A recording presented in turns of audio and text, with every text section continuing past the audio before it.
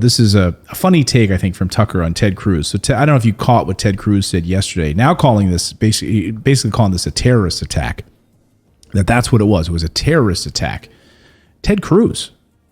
So here's what Ted Cruz had to say about what happened on January 6th. And I want to play it and get Tucker's context on that. This is pretty funny. We are approaching a solemn anniversary this week. And it is an anniversary of a violent terrorist attack on the Capitol, where we saw the men and women of law enforcement demonstrate incredible courage, incredible bravery, risk their lives to defend the men and women who serve in this Capitol. Now, let's be honest. Everyone who's conservative appreciates Ted Cruz. You may not like him, but you got to appreciate him. He's legitimately smart. He's one of the more articulate people to serve in the Congress, maybe the most articulate. He doesn't use a single word by accident. Every word Ted Cruz uses is used intentionally. He's a lawyer. He described January 6th as a violent terrorist attack. Of all the things that January 6th was, it was definitely not a violent terrorist attack. It wasn't an insurrection. Was it a riot? Sure. It was not a violent terrorist attack. Sorry. So why are you telling us that it was, Ted Cruz? And why are none of your Republican friends who are supposed to be representing us and all the people who've been arrested during this purge saying anything? What the hell's going on here? You're making us think maybe the Republican Party is as worthless as we suspected it was.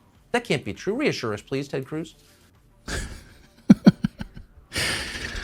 Oh, Ted Cruz. A terrorist attack. What else do you want to call it? An alien invasion? Like what else? What other monikers can we give what happened on January 6th? A planned event. I mean, like it just to me it has all the hallmarks of something that was planned, because like if you just like with these things, if you guys just take an outside look and you look beyond what the mainstream is telling you, you literally have to look beyond that. Like you cannot listen to the mainstream, and that's why we do this show, because you're not going to get all the stuff on the mainstream, but there's plenty of stuff to watch and see. Like there were Trump supporters literally pulling people off the walls from breaking windows and saying, what are you doing? And these people were doing it anyway. There was a guy that ended up being a Fed that like told somebody, hey, you should go in this window. You know, was walking around telling people to do stuff. And then somebody started hitting a window and these Trump supporters were pulling them off of the window. So it's like there's so much information showing that they tried to stop this, but other people had other ideas, and they were all the ones in like tactical gear. Who just has, I don't know. It just, there's so many and then things. you can go down the rabbit holes of we're now learning about Sean Hannity and the text messages that he had and was going back and forth with Mark Meadows. These text messages go deeper than what we initially knew about. There's so much here to unpack. You know, anyone claims that they have all the answers on this is full of garbage. There's all sorts of stories that emerge from this. But one thing we can tell you, though, it was not a terrorist attack. Right. It was not a terrorist attack. Was it a riot? Yes. Were there people there protesting peacefully? Yes. Were there people who got swept up in this and decided, hey, they're going in, I'm going to go in? Yes. Were there people who had planned it weeks in advance and bought tactical gear and brought weapons to Washington, D.C.? Yes. Were there people that laid pipe bombs at different headquarters at the DNC and RNC? Yes. Is politics being used? Is this being used as a political football by both sides? Yes. Well, and that's the thing. That's like all of this stuff is just a way for them to keep us fighting, because they've got us so divided. It's like, and what I find funny too, and kind of hypocritical, is you have this whole movement of defund the police and everything like that. But yet when it comes to this, they're patriots. You going in the Capitol because it was Trump's people. Now all of a sudden they're patriots and they want something done about it, but they could care less about anything else. And it's like we just have to like step back and understand that these people work for us. That is our building. We own that building. We pay for that building. They don't pay for that. We pay the salary of every person in that building. So I think if we need to go in that building, we should have every right to go in that building. It's the people, it's the people's house, right? Which is no longer surrounded by fences and everything else. But, so President Biden just a few minutes ago, surprised he knows what year it is. There's a lot of reason to be hopeful in 2020. Sorry, I had to play it. That was from 3 days ago. But President Biden, in a speech just a few minutes ago, now coming out, in fact, blaming President Trump for the carnage, as the Drudge Report puts it. Carnage says that President Trump had a bruised ego.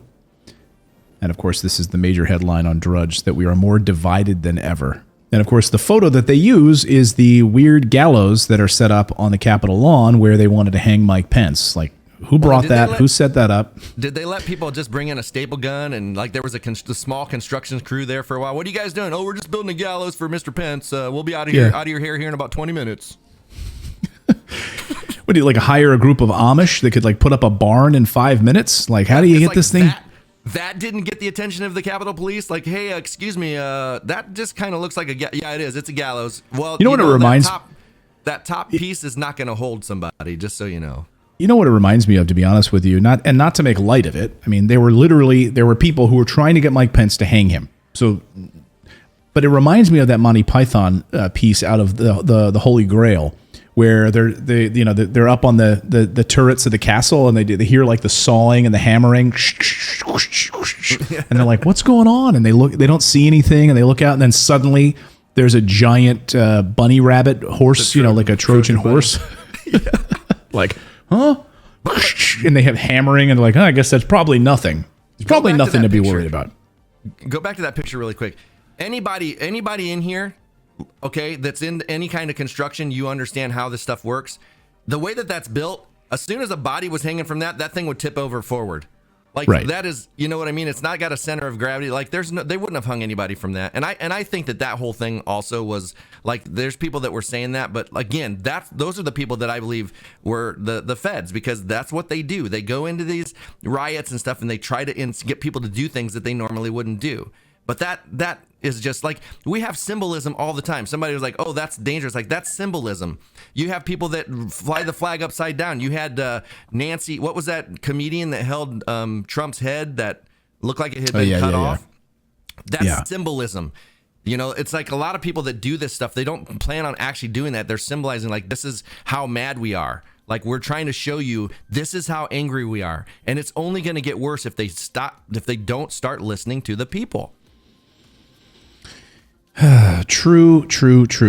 Well, I want to talk about, we got a few more stories I want to get to here before we wrap things up for the day, but some important stories, because we could talk about this all day, and we're going to continue to hear about this for the rest of the day, I'm sure, as we look at this, what do you call it, anniversary? I guess it's an anniversary, right?